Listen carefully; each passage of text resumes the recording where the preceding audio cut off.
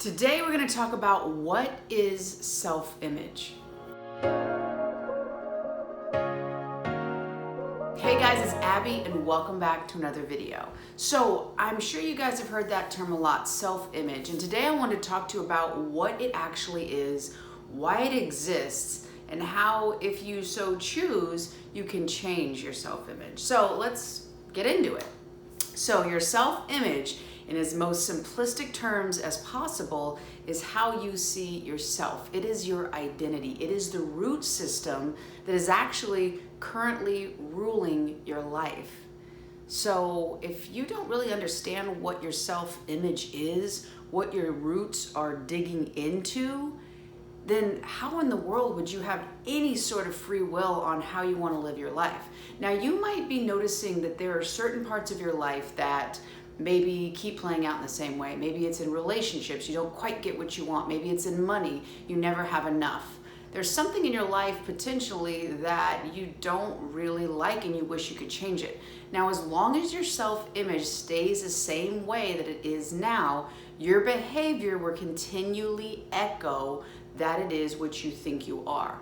So you cannot change and behave differently than you identify as. It would be, you might be able to do it for a little bit. So you see that a lot of times when people lose weight, they're getting on this really good routine and they're really starting to change their life. And then something will come up, maybe a small injury or maybe a setback at work or something. So it kind of distracts them. And then, fast forward a couple months and they're literally exactly back where they were, if not a little bit heavier than they were when they started. And you're like, how does that happen? Because what's happening is you have a cybernetic mechanism. That is essentially a different word for your self-image. Cybernetic is basically the same as a thermostat, right? So whatever it's set at, it has to behave around that. It is a set point. Your self-image is a set point, and the behavior that you do has to behave around that point. It doesn't have any, you might have a couple outliers here and there where, you look at people, maybe they're really struggling with money and they're in their sales job and they're usually, barely miss the sale, or they're always like drawing the short end of the stick, drawing the short straw, getting the short end of the stick, whatever the phrase is, you get what I'm saying. They're the ones that are like, oh man, too bad for you, right? They can't seem to pull a break, or I don't know why these terms are so elusive to me right now, but catch a break. They can't seem to catch the break. There it is. So, you might see them, going along and they're struggling, and then wow, they hit this huge sales goal and they get this big bonus and they get all this money. But then a couple months later, they continually start to do the same thing, which is, not quite get the sales, not be able to close, and all the money that they had is actually spent. So they're, if you were to take out that 3 month or 4 month or whatever the time frame is, you take it out, all the other behavior is the same. So that one thing is kind of an outlier. It's like, oh, I did this. Oh my gosh, I'm acting outside of what I think I am. And it actually is, it's disorienting at a subconscious level. It's like, whoa, I can't be doing that. I don't have money. I can't be doing things to get money because I don't have money. So it contradicts itself. So again, the most simplistic example, which I refer to all the time, is a thermostat. So if you're inside and it's a summer day and you have your thermostat set at a nice, lovely 72 degrees, and it starts getting really hot in there, and you go and look at the thermostat and it's 78, 80 degrees in there. Well, the behavior is not in alignment with the set point. So it's going to have to kick in, it's going to have to take action to get back to 74. So it stays within this barometer that's safe, that reflects back behavior that would be around that self-image, that set point, that cybernetic mechanism, the way you see yourself, the things you think you're capable of. That is your self-image. Now, when I was thinking about doing this video, I thought about a couple different examples to express this idea. And one thing I thought was fruit trees, right? And I thought, oh, an apple tree. An apple tree is an apple tree. So you see the tree and you know what it's going to produce. It's going to produce apples. Ta-da! Now, when you have a peach tree, it's going to produce peaches. It's very clear and obvious, right? You never see a peach tree produce an apple. If so, you probably have this huge scientific amazing thing, and I'm sure they can do this now because they do hybrid all the stuff. But for the sake of example, they're not the same, right? They're different. So if you identify as somebody who is, can't catch a break, right? Can't find somebody to love them, accept them for who they really are, you will be that. And so if there are people outside of you that will accept you for who you are, either you will not literally be able to take them into your environment based on your RAS, your reticular activating system, since you're saying that it's important that I see this, belief, which is I can't be accepted for who I am. I can't be loved for, me, and everybody out there is just going to reject me. You literally will look out into the world and only be able to see that which is a reflection of that belief, which is people who reject you. So there could be easily 4 or 5 people around that you either don't physically actually see because they are actually a danger to your self-image. As long as your self-image perpetuates rejection for you, you will find people who will reject you because, it's apple to apple. They know they give rejection. They're a perfect projector of your self-rejection, really. And they stay within that cybernetic mechanism of your self-image. Now, if you had somebody who wouldn't reject you, if you start to change your self-image, the cybernetic mechanism, the behaviors will change. The external expression will change. Why? Because your internal world is changing. That's the only reason you're able to see things different. Your whole view of the world changes, therefore the world changes to you. So if you're like, you know what?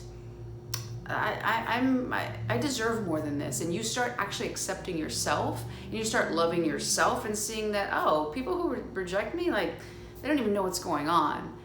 And you actually will start to look for different things through your RAS, and you'll start to find people who will, echo the belief that you've changed into. You change that self-image, so now they're gonna be like, oh, you know what, you're awesome. I love who you are, and I'm gonna accept you truly for yourself because you did that first. You changed the image you had, you changed your self-image, and now you're able to see and find experiences that will match that set point. It's as simple as that. You can put the set point on whatever you want. If it's a money amount, if it is a goal in relationships, like I said, maybe it's a place to travel, like how you see yourself, right? You see yourself as a world traveler, or do you see yourself as somebody who wishes that they could travel the world and do what they love, but can't catch a break, right? That is a story. And within that story, it creates a self-image, right? So you have like basically the nucleus, which is the image you have, the cybernetic mechanism, and then you start having stories of why this has to stay put, right? So, okay, for instance, I would love to travel the world and be able to work from anywhere, do what I love. But I don't really think I have enough value in the world, so I don't know where I'd find a job like that. Or I don't really have the money right now to start, so I'm just gonna keep doing this job and hope that a free ticket comes into my life. Or, nobody really thinks that that's something that's really good, so maybe it's a crazy idea and I'm not just gonna do it. All of those are just beliefs to keep this set point anchored in, right? It's like if you've ever seen a single wall being held up, they have braces for it, right? To keep the wall straight. If not, the wall would fall over. You can think of the same things as beliefs. They're fortifying that self-image, that set point in place. Now, when you start really examining, is that true? Is it true that I have no value? Everyone in this world has value to offer. You have to find the value in yourself first before anyone else can. That's the secret. Most people look to the external world for the world to show them where they're valuable, and that's not how it works. You have to see the value first, start expressing it, show how you're valuable, and others can see that, celebrate it, and then there's an exchange. You give your valuable, talent, skills, maybe it's a physical product. People will give an energetic exchange of money. That is one way it works. So when you start thinking is it true that I'm not actually able to travel the world? Is it true that I don't have enough money, that there's nothing in the world I can do? Maybe I can get some of these jobs that you have apps, right? And you start working a couple more shifts on the weekends. And after 3 months, you happen to have the money. So everything that you've been telling yourself on why you couldn't get out of this self-image isn't true. It is real for you because you're experiencing it. But it isn't true. It's not an absolute truth, but it is true in your world, in your reality. Because whatever it is that you see yourself as, you will see a reflection of it in the outside world. Now, I think it's really important to understand that how you see yourself right now, people who are over the age of 35, I was going to say above, but over the age of 35, 95% of your life is run by subconscious beliefs. So if you're not aware of what your subconscious beliefs are, which most people aren't because they're unconscious beliefs we're not conscious of. So our whole life, 5% we could be like, oh man, I'm gonna work so hard and I'm gonna really change my life and I'm gonna get that house I really love, or I'm gonna really get that job. But 95% of your internal world is saying, you're not good enough, you are stupid, you'll never do that, you don't deserve to get what you want, right? Imagine that 5% is trying to do this, tug of war with 95% that's been there way longer. So what you need to do is you have to start looking at what you're telling yourself is holding you back. One of the best ways is to go back to your childhood and look at how your parents thought about money, how your parents taught you about relationships. Whatever it is in your life, go back to your childhood. Between the last trimester of you and your biological mother and 7 to 8 years old, that is when most of your subconscious programming happened. You're in theta brainwave, which literally is twilight. So as you're going to sleep tonight, you'll hit theta. It is direct pathway to the subconscious. So you're literally just absorbing your environment. You're trying to take in what is going to keep me safe. How is my basic culture? How does it run? How am I going to fit in? Because I need them to accept me so that they can take care of me so that I can survive and get what I need. So if you're adopting their beliefs and values and you never question them because at the time it kept you alive, well, fast forward 20, 30 years, those are no longer serving you. They're actually keeping you where you are right now, which is a different place from where you want to be. So you have to start looking at what you actually believe right now. What is it that's telling you the reason you can't do anything else? Those are your beliefs. And it's like pulling a string on a sweater, right? You're like, oh, this little thing. And then it just comes out and it unravels.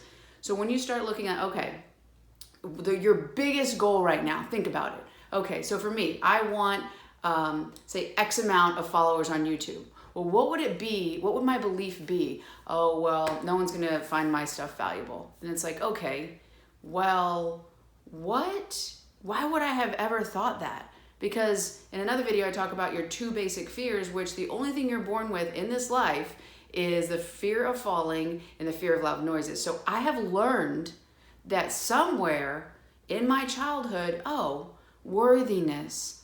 Am I worthy? So then I need to explore that to get to the bottom of it. Because whatever the root of that is, why that would be pushing me still, once I heal that, now I get to change. I'm going to put myself out there. I'm going to add this value to you. I know that before I understood these things, my life was a lot different. So if you can hear these things today and make different choices for the future and understand a little bit more about how things work, so that you are free to choose. I know that brings you value, and it changed my life before, like I said, you go back to that root and there was an unworthy root. I think we all have that to some degree. The more you explore it and understand where the source of it was, look at your parents. Do they feel unworthy? Were you adopting that belief so that you could fit in? Now you're like, hey, actually, that's not my belief. I'm going to give that back to you. I appreciate it for keeping me safe and keeping me part of my environment, but it's no longer serving me. So I'm going to let it go so that I can change and evolve into the version of me that I choose and prefer to be. So when you start to understand what's happening and how your self-image is holding you back or perpetuating to the version of you that you want to be, right? So once you understand this, you can start making choices. You can start examining why you've thought the things you've thought all this time and unravel yourself from them so that you can choose a different life and change your cybernetic mechanism so that your behavior reflects around that higher and higher version of yourself. And you can start to really see huge changes in your life because you have made huge changes in how you see yourself in this world and what you feel you are capable of. I hope you've enjoyed this video. If so, please click like, share it with somebody who will find value from it. If you haven't, hit subscribe. The bell notification will let you know as soon as I release my next video, which is every single day. I'll see you on the next one.